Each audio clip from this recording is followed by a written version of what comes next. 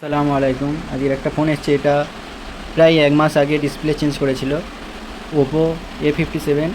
হঠাৎ ডিসপ্লে আলো চলে গিয়েছে, গ্রাফিক্স আসছে কিন্তু ডিসপ্লে লাইট আসছে না। ওই জন্য এটা খুললাম, খুলে একটু প্রথম ওয়াশ করে নেব। আমি ওয়াশ করে এটা একটু পরিষ্কার করে নিয়েছি ব্রাশ দিয়ে।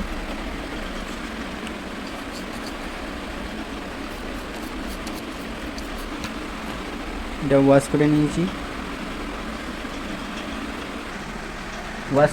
এবার লাগিয়ে দেখব চলে কিনা।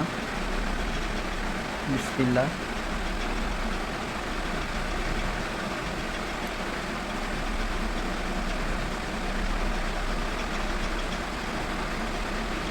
দেখছো, আলহামদুলিল্লাহ ফোনটা চালু হয়ে গিয়েছে।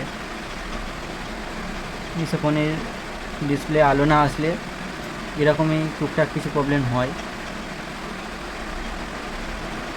এটা একটু ওয়াশ করে লাগিয়ে দিলাম, ফোন চালু হয়ে গেল।